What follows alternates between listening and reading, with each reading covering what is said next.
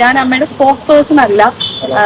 വ്യക്തിപരമായിട്ടാണെങ്കിൽ എനിക്കതൊരു സന്തോഷം തരുന്ന വാർത്ത തന്നെയാണ്. കാരണം ദിലീപേട്ട ഒരാൾ അന്നും ഇന്നും ഞാൻ അതെന്നാ പറയുന്നത്, അദ്ദേഹം ഒരിക്കലും വിശ്വസിക്കുന്നില്ല. അത്രേ ഉള്ളൂ. അമ്മയുടെ ഭാഗത്ത് നിന്ന് തിരിച്ചെടുക്കാനുള്ള, അതായത് അത്തരം തീരുമാനങ്ങളൊക്കെ നമ്മൾ ജനറൽ ബോഡിയിലൊക്കെ ആയിരിക്കും ഉണ്ടാവുക. അതെല്ലാം ഒഫീഷ്യൽസ് തന്നെ പറയുന്നു. ഞാൻ സ്പോക്ക് പേഴ്സൺ അല്ല, അതുകൊണ്ട് എനിക്ക് സംസാരിക്കുന്നതിന് ബുദ്ധിമുട്ടുണ്ട്. അതുകൊണ്ടാണ് ചെറുതായിട്ട് ഈ വിധിയിൽ സന്തോഷമുണ്ട്. സന്തോഷമുണ്ട്. ദിലീപിനെ അനുകൂലിച്ചിരുന്ന ഒരാളാണല്ലോ. നേരത്തെ തോന്നിയിരുന്നു. അങ്ങനെയല്ല, ഈ വിധിയിൽ ഞാൻ സന്തോഷവതിയാണ്. നേരത്തെ ഉണ്ടായിരുന്ന അതെ, തീർച്ചയായിട്ടും.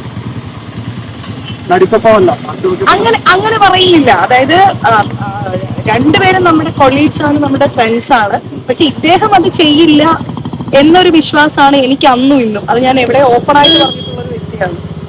അപ്പൊ അത് തന്നെയാണ് എനിക്കതിൽ സന്തോഷമുണ്ട്.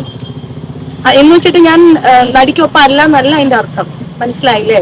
ഇപ്പൊ നമ്മള് വിധിക്കുന്നത് പോലെ അല്ലല്ലോ. ഇപ്പൊ കോടതി തീരുമാനിച്ചിട്ടുള്ള ഒരു കാര്യമല്ലേ, അതിനെ നമ്മൾ റെസ്പെക്ട് ചെയ്യണം. കോടതി വിധിയെ അംഗീകരിക്കുന്നു.